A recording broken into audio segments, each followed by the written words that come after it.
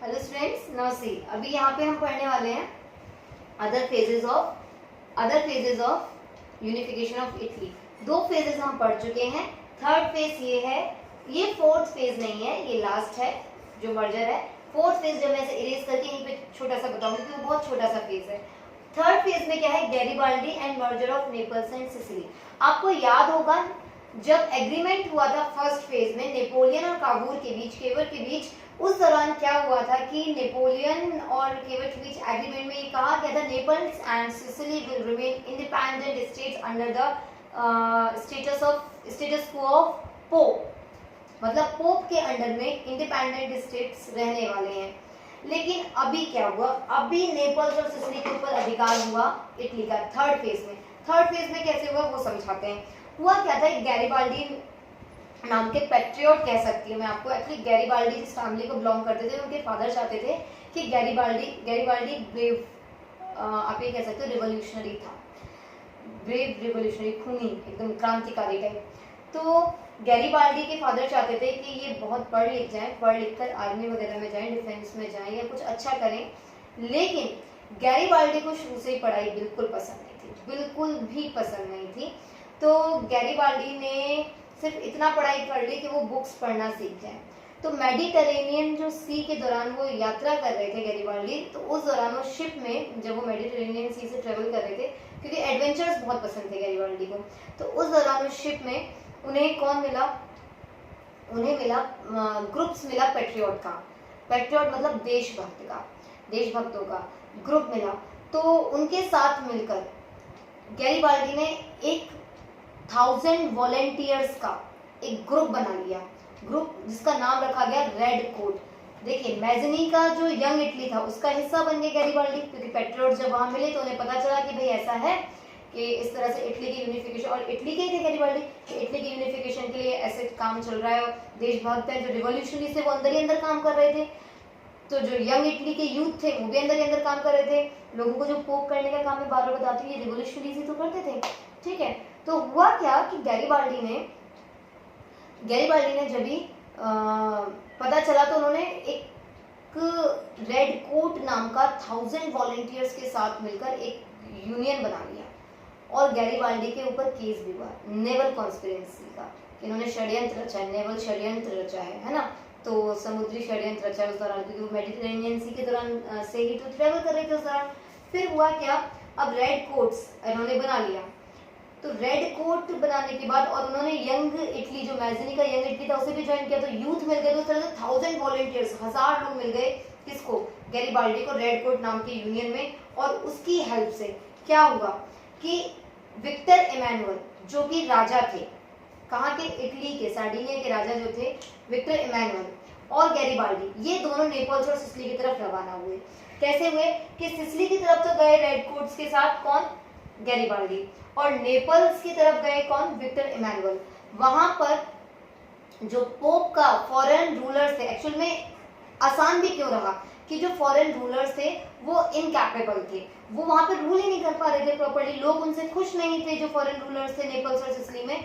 तो बस इनके पास ये मौका था, नेपल्स में जाकर अटैक किया Victor Emmanuel, king of Sardinia, king of Italy ने, और सिसिली में जाके अटैक किया गैरिबाल्डी ने, king of the patriot of red coat, या one of the volunteer from red coat. इन्होंने जाके अटैक किया, सिसिली के ऊपर अधिकार जमा लिया। किसने, सिसिली के ऊपर अधिकार जमा लिया गैरिबाल्डी ने, और नेपल्स के ऊपर अधिकार जमा लिया विक्टर इमैनुअल ने। फिर सिसिली में पहुंच से, जैसे सिसिली जीता, सिसिली जीतते ही वहां का जो फॉरेन रूलर थे उनका रूल हटाया और खुद को वहां का रूलर घोषित कर दिया गैरिबाल्डी ने। कहाँ का, सिसिली का, सिसिली अब मेरे अंडर में, और सिसिली का रूलर मैं हूँ। फिर उसके बाद नेपल्स किसके अंडर में आ गए, विक्टर इमैनुअल, राजा जो थे सार्डिनिया के, इटली के। फिर क्या हुआ, ये दोनों मिले कहाँ पर, टियानो नाम की एक जगह पर ये दोनों मिलते हैं। वहां पर गैरिबाल्डी जो खुद को सिसिली का रूलर घोषित करके आ चुका था, क्योंकि भाई वहां उसने युद्ध किया था, युद्ध करने के बाद जो फॉरेन रूलर्स थे उनको हरा दिया था, तो उस दौरान किसी को राजा घोषित करना जरूरी था, उस दौरान वो वहां का खुद को रूलर घोषित करके आ गया।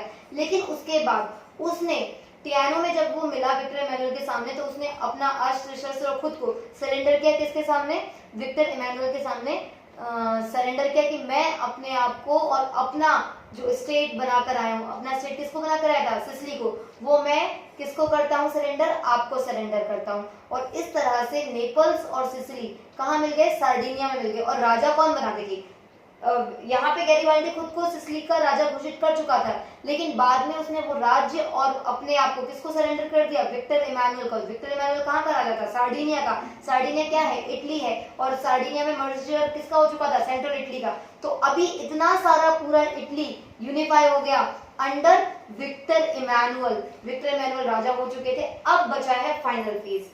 फाइनल फेज बचा है, final step, sorry for that, final phase बचा है, लेकिन फाइनल नहीं हुआ है unification of Italy.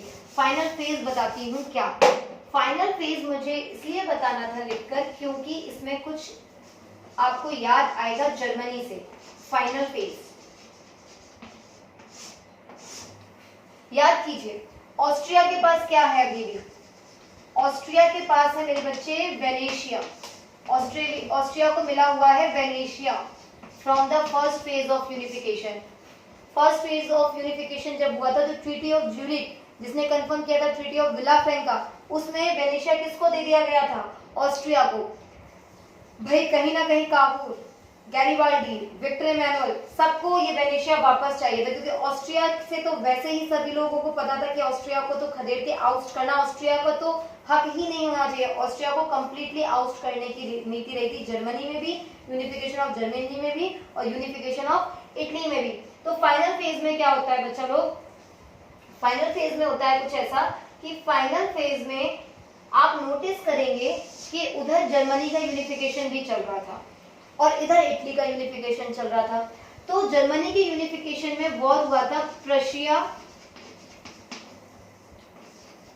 And Austria का। किस किस के बीच वॉर हो रहा था यूनिफिकेशन ऑफ जर्मनी में, यूनिफिकेशन ऑफ जर्मनी के दौरान वॉर हुआ था प्रशिया और ऑस्ट्रिया का। प्रशिया ने हेल्प लिया था सार्डिनिया का, सार्डिनिया का, सार्डिनिया क्या है, इटली। रशिया ने हेल्प किया था सार्डिनिया का, और सार्डिनिया हेल्प करने के लिए क्यों तैयार हो गया था, क्योंकि वहां पे बिस्मार्क को पता था, जो बिस्मार्क थे यूनिफिकेशन ऑफ इटली में, उनको ये बात पता थी, क्योंकि सॉरी जर्मनी में आप लोग पढ़ चुके हैं यूनिफिकेशन ऑफ जर्मनी, तो मैं पढ़ा चुके हैं आप लोगों को।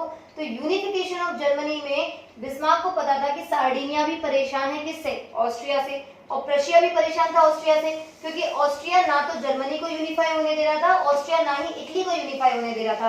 तो ऑस्ट्रिया प्रशिया वॉर जो हुआ था, तो ऑस्ट्रिया प्रशिया वॉर के दौरान सार्डिनिया हेल्प प्रशिया, और सार्डिनिया ने ये कहा था कि हम आपकी हेल्प करेंगे। देखिए यूनिफिकेशन ऑफ इटली स्टार्ट हो चुका था, उधर यूनिफिकेशन ऑफ जर्मनी स्टार्ट हुआ और ऑस्ट्रिया प्रशिया के बीच युद्ध हो रहा था। तो सार्डिनिया ने कहा कि देखिए हम आपकी हेल्प करते हैं, लेकिन हमारे यूनिफिकेशन के दौरान जो हमारे फेजेस चल रहे हैं उस दौरान हमारा जो वेनेशिया है वो किसने ले लिया है, ऑस्ट्रिया के पास चला गया है। हमें तो बस क्या चाहिए, अगर आप ऑस्ट्रिया को खदेड़ते हैं तो पूरे ऑस्ट्रिया के ऊपर किसका रोल होगा, प्रशिया का होगा, और प्रशिया चाहेगा वही करेगा। तो उसने कहा कि हमें आपसे कुछ नहीं चाहिए, हमें हमारा वेनेशिया वापस चाहिए। हमें क्या चाहिए, सार्डिनिया ने कहा हमें हमारा वेनेशिया वापस चाहिए। तो जर्मनी के यूनिफिकेशन में सार्डिनिया ने हेल्प किया प्रशिया का, प्रशिया ने ऑस्ट्रिया को हरा दिया।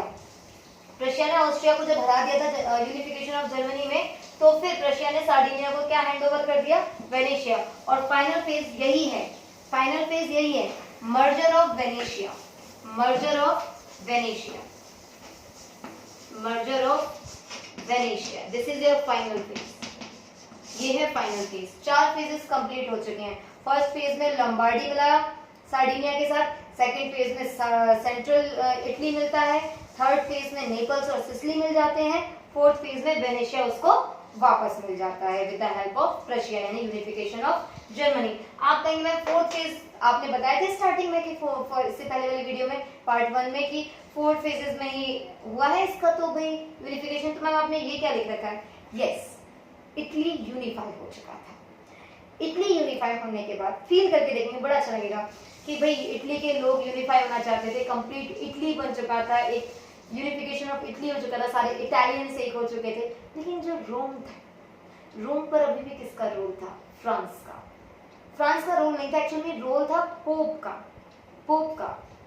और पोप को प्रोटेक्शन मिली हुई थी फ्रांस आर्मी से। भाई रोम अपने आप में एक वैल्यूएबल स्टेट था, एक एसेट था जिसको कोई नहीं छोड़ना चाहता था। पोप के अंडर इंडिपेंडेंट था रोम, पोप के अंडर में था, पोप जो था पोप के अंडर में था, पोप का रूल था वहाँ पे, स्टेटस को पोप का था। लेकिन पोप को किसकी असिस्टेंटशिप मिली हुई थी, या पोप को कौन हेल्प करता था? पोप को हेल्प करती थी फ्रांस आर्मी। फ्रांस आर्मी ने पूरी तरह से उसको सराउंड कर रखा था पोप को, और कोई रोम पर हमला नहीं कर सकता था या कोई रोम को अपने अंदर मर्ज नहीं कर सकता था। तो इटली के अंदर फीलिंग थी, मैंने लिखा भी है और आपकी बुक में भी लिखा है, बॉडी विदाउट हर्ट।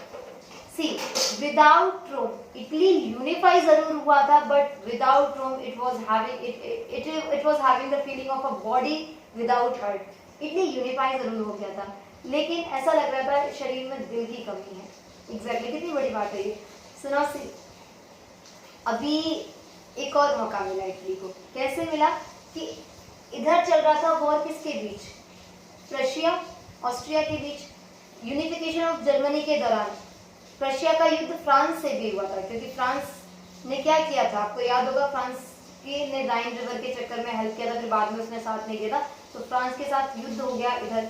तो और फ्रेंच रेवोल्यूशन, तो फ्रांस की आर्मी उधर चली गई। मतलब जो पोप को सराउंड किए हुए जो आर्मी थी फ्रांस आर्मी कहाँ पहुंच गई? उस ऑस्ट्रिया प्रशिया वॉर में पहुंच गई। और ऑस्ट्रिया प्रशिया वॉर में पहुंचने के बाद यहाँ से फ्रांस आर्मी खत्म हो गई, मतलब बहुत कम पड़ गई, वीक पड़ गई।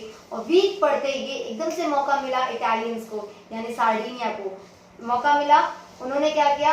इटली को रोम को अपने अंदर मर्ज कर लिया, पोप का स्टेटस वहां से हटाया और रोम को इटली का कैपिटल बना दिया। इस तरह से 4 फेजेस के बाद रोम को इटली के अंदर क्या किया गया? मर्ज किया गया। फाइनली इटली यूनिफाई हुआ along with Rome, and Rome was declared as the capital of Italy till now also। और इस तरह से यूनिफिकेशन ऑफ इटली खत्म हुआ, इटली यूनिफाई हुआ। सारे इटालियन लोग जो इतने मेहनत कर रहे थे, जो पेट्रियट्स थे, जो रेवोल्यूशनरीज थे, जितनी मेहनत कर रहे थे, इतने उन्होंने सेक्रीफाइस किए थे। उन्होंने कहा था, जब आपको याद होगा यंग इटली का तो मोटिव ये था, get Italy completely free, don't satisfy yourself less than a complete freedom.